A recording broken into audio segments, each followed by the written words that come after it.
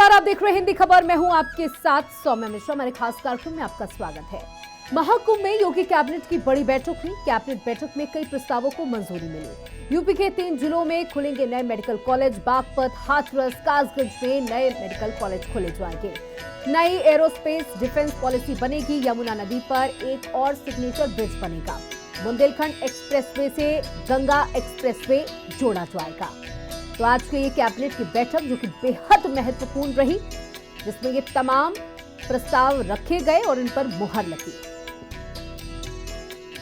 एक और नया सिग्नेचर ब्रिज बनेगा यमुना पर। साथ ही कैबिनेट की बैठक में कई और अहम बिंदुओं पर चर्चा की गई कि किस तरीके से उत्तर प्रदेश को आगे बढ़ाना है।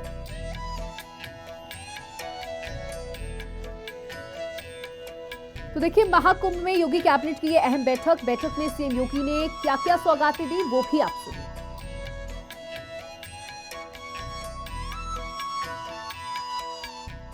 बलरामपुर में स्वर्गीय अटल बिहारी वाजपेयी जी की कर्म भूमि रही है।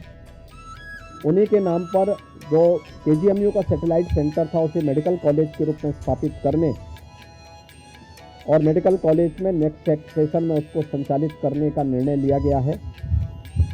इसके अलावा पीपीपी मोड पर 3 नए जनपदों में मेडिकल कॉलेज के निर्माण की कार्रवाई, जिनमें बागपत, हाथरस और कासगंज, इन 3 जनपदों में नए मेडिकल कॉलेज निर्माण की सहमति पर भी आज यहाँ पर सरकार ने अपना वो किया है।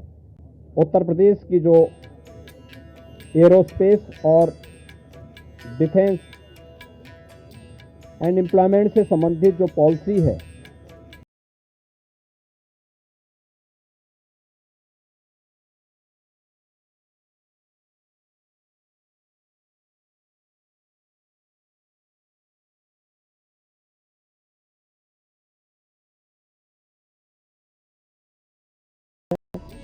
लखनऊ रायबरेली होते हुए प्रयागराज की दूरी को बहुत आसान किया है, जिसमें गंगा नदी पे एक 6 लेन का ब्रिज भी बन रहा है। इस समय हमने उसकी एक व्यवस्था स्टील ब्रिज दिया है इस पूरे महाकुंभ के दौरान, जो प्रॉपर रूप से कार्य कर रहा है। लेकिन वह नया ब्रिज भी समय रहते हुए कंप्लीट हो जाएगा। गंगा एक्सप्रेसवे का एक्सटेंशन हम लोग देंगे। गंगा एक्सप्रेसवे प्रयागराज से मिर्जापुर, मिर्जापुर से भदोई होते हुए संत रविदास नगर होते हुए यह काशी, चंदौली और गाजीपुर में पूर्वांचल एक्सप्रेसवे के साथ जुड़ेगा। इसके अलावा वाराणसी और चंदौली से यही एक्सप्रेसवे सोनभद्र को जोड़ते हुए नेशनल हाईवे के साथ जुड़ेगा। तो देखिए, महाकुंभ मेले में आज का दिन श्रद्धालुओं के लिए अलौकिक रहा, जहां मुख्यमंत्री योगी आदित्यनाथ अपने 54 मंत्रियों के साथ गंगा स्नान करने पहुंचे। जहां कैबिनेट मीटिंग में कई जरूरी प्रस्तावों को मंजूरी देने के बाद सीएम और सभी मंत्रियों ने संगम की तरफ रुख किया। सभी ने गंगा में डुबकी लगाकर पुण्य कमाया। इस दौरान सभी मंत्री योगी आदित्यनाथ के ऊपर गंगा जल की बौछार करते ही नजर आए। गंगा में डुबकी लगाते समय योगी और सभी मंत्री उल्लास से भरे हुए नजर आए। सीएम योगी के साथ डिप्टी सीएम केशव प्रसाद और ब्रजेश पाठक एक फ्रेम में नजर आए। निषाद पार्टी के अध्यक्ष संजय निषाद और कुछ दिनों पहले तक योगी सरकार पर हमलावर रहने वाले अपना दल नेता आशीष पटेल भी बाकी मंत्रियों के साथ गंगा में डुबकी लगाते नजर आए। ओम प्रकाश राजभर भी गंगा स्नान करते नजर आए। साथ ही संगम में स्नान के बाद सभी मंत्रियों ने हाथ में जल लेकर आचमन भी किया और सूर्य पूजन किया। संगम में स्नान के बाद सभी मंत्रियों ने हाथ में जल लेकर आचमन किया और सूर्य पूजन किया। इससे पहले कैबिनेट बैठक के बाद योगी और सभी मंत्री अरेल वीआईपी घाट पर इकट्ठा हुए थे। यहां से सभी मोटर बोट के जरिए संगम तक पहुंचे। स्नान के बाद सभी मंत्रियों ने विधि पूर्वक पूजा और अर्चना की। इस धार्मिक अनुष्ठान में प्रदेश की समृद्धि और कल्याण के लिए प्रार्थना की गई। इस गंगा स्नान के जरिए योगी सरकार ने संदेश देने की कोशिश की कि बीजेपी सरकार धर्म और संस्कृति को कितनी अहमियत देती है।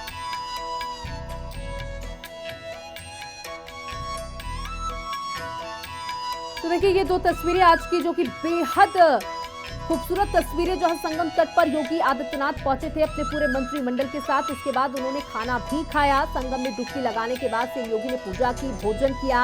ये दो तस्वीरें आप देख सकते हैं, जहां पहली तस्वीर में सीएम योगी आदित्यनाथ मां गंगा की पूजा करते नजर आ रहे हैं, तो दूसरी तस्वीर में योगी आदित्यनाथ भोजन ग्रहण करते अपने पूरे मंत्रिमंडल के साथ नजर आ रहे हैं।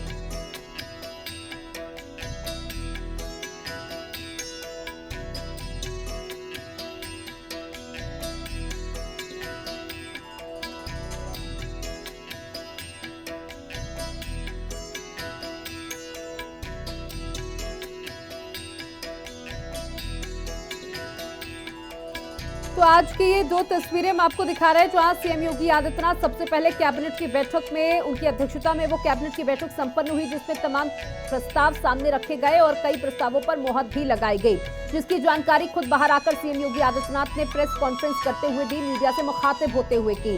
साथ ही उस दौरान कुछ ऐसी तस्वीरें आई जिससे सभी जो र्यूमर्स उड़ रही थी, जो अटकलें लगाई जा रही थी, वो थम सी गई। जहां उन्होंने आशीष पटेल को आगे बुलाया, निषाद पार्टी से नेता संजय निषाद को बाहर बुलाया।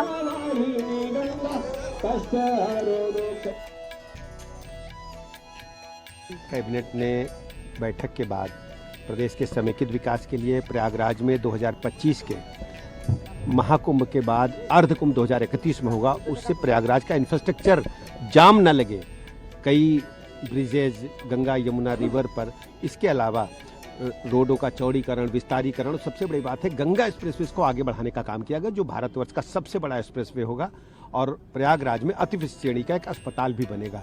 मैं प्रदेश सरकार की तरफ से आए हुए सभी श्रद्धालुओं का, संत महात्माओं का हृदय से अभिनंदन, आभार प्रकट। उनके आदेश पर हम सब लोग पूरा मंत्रिमंडल गंगा स्नान के लिए पहुंचा, महाकुंभ में पहुंचे हैं, और उन्हीं की अध्यक्षता में आज कैबिनेट की मीटिंग हुई। और मेरे लिए बहुत ही प्रसन्नता का विषय है कि हमारे विभाग व्यवसाय, शिक्षा, कौशल विकास के लिए भी 62 ITI के उन्नयन के लिए, जो टाटा के साथ हमारा पहले से ही MOU है, और उनको हम 150 ITI पे पहले काम कर चुके हैं, उन्हें 62 ITI का उन्नयन, उस पर लगभग 1870 करोड़ रुपया, जिसमें 265 करोड़ रुपया उत्तर प्रदेश सरकार देगी और शेष पैसा टाटा देगा। तो 62 ITI का उन्नयन और 5 इनोवेशन सेंटर्स, उनका भी उन्नयन हो पाएगा। हमारे विभाग के लिए एक बहुत बड़ा प्रोजेक्ट आज इस प्रयागराज की पवित्र धरती पर हुआ। इसके साथ साथ जो गंगा एक्सप्रेसवे है, जो मेरठ से लेकर प्रयागराज तक आता है, उसकी भी एक सहमति और स्वीकृति आज पूर्वांचल में कई जनपदों में हुई है। पर आते ही मुख्यमंत्री से हमने निवेदन किया कि इसको हरिद्वार से जोड़ा जाए। हरिद्वार से जुड़ेगा तो निश्चित रूप से मुजफ्फरनगर स्वाभाविक रूप से उसके अंदर जुड़ जाएगा। तो उनकी स्वीकृति भी आते ही मुख्यमंत्री जी ने मौखिक रूप से दी है। देखिए, ये सभी भगवान का संदेश है, मोदी जी का चिंता है। देश में, विश्व में काम भी इतना काम नहीं किया। मोदी जी का मार्गदर्शन में हमारा रेलवे डिपार्टमेंट, जल शक्ति department, railway is doing wonderful work. I am 7 time MLA in Karnataka, 6 time मंत्री भी था। इतने अच्छा काम मैं कुछ भी नहीं देख रहा। ये एक बहुत नेक्स्ट अनदर 100 years का एक संदेश है, ये संदेश है। वहीं यूपी के DGP प्रशांत कुमार ने भी आज गंगा, यमुना और सरस्वती के संगम में आस्था की डुबकी लगाई। इसी के बाद उन्होंने भगवान भास्कर को अर्घ्य देने के साथ ही मां गंगा की पूजा आराधना की। दर्शन करने के बाद उन्होंने पुलिस अधिकारियों के साथ भ्रमण कर मेले में सुरक्षा का जायजा लिया। उनका ज्यादातर जोर जल पुलिस और डूबने से बचाने वालों और महाकुंभ में आग से बचाव और इसके प्रति जागरूकता पर रहा।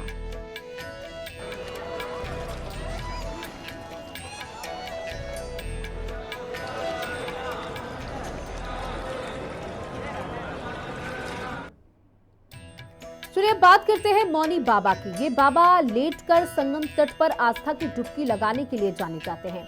7.25 करोड़ रुद्राक्ष के साथ साथ उन्होंने अपने शिविर में 11,000 त्रिशूल भी लगाए हैं। श्रद्धालुओं के लिए रुद्राक्ष में बने शिवलिंग आकर्षण का केंद्र है और हजारों की संख्या में रोज श्रद्धालु दर्शन करने के लिए यहाँ पर पहुंच गए हैं। महाकुंभ की महत्वता तो हम आपको लगातार दिखा रहे हैं, लेकिन आपको हम आज एक ऐसा नजारा दिखाएंगे जो आपने कभी नहीं देखा होगा। 7.25 करोड़ से बनाए गए यहाँ रुद्राक्षों से ज्योतिर्लिंग, और ये काम मौनी बाबा ने किया है। हम जानेंगे कि आखिर मौनी बाबा ने ये काम कैसे किया है और इसका क्या उद्देश्य है। बाबा जी, हिंदी खबर पे बहुत बहुत स्वागत है। आपने 7.25 करोड़ से यहाँ पर रुद्राक्षों के द्वारा 12 ज्योतिर्लिंग बनाए हैं, क्या उद्देश्य है इसका? देवाधिदेव आदिदेव महादेव भगवान शिव की कृपा से भारत को हिंदू राष्ट्र बनाने के लिए, आतंकवाद विनाश करने के लिए, बांग्लादेशी हिंदुओं की सुरक्षा के लिए, देश के गौरव को बचाने के लिए और भारत की अर्थव्यवस्था को मजबूत कर भारतीय सेना की को ताकतवर बना करके देश की संस्कृति में आतंकवाद और आतंकवादियों को जड़ से मिटाने का संकल्प है। दुनिया के लिए एक संदेश है। रुद्राक्ष की मणियों से बनाई गई शिवलिंग समस्त कामनाओं की पूर्ति करती है। महादेव की 12 ज्योतिर्लिंगों का निर्माण महाकुंभ में हुआ है।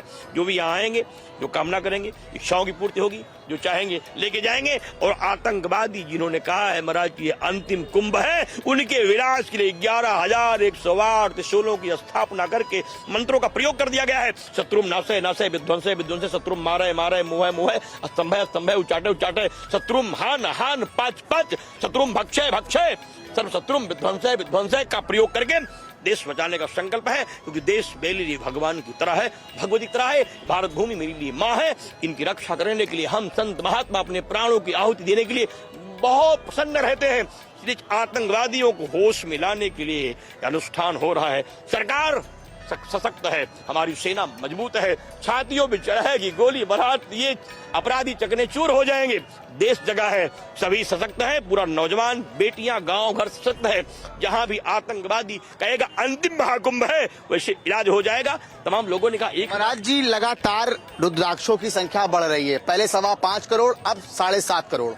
देखिए अभी प्रतीक्षा कीजिए, अभी तो मौनी अमावस्या भी नहीं हुई महाराज ना। ये संख्या 9 करोड़ से कम नहीं होगी। क्योंकि भी बाबा आ रहे हैं, भूतनाथ आ रहे हैं, विश्वनाथ आ रहे हैं, महाकाल आ रहे हैं, दिगंबर आ रहे हैं, भूतनाथ आ रहे हैं, 12 ज्योतिर्लिंगों के रूप में सरकार भूतनाथ आ रहे हैं।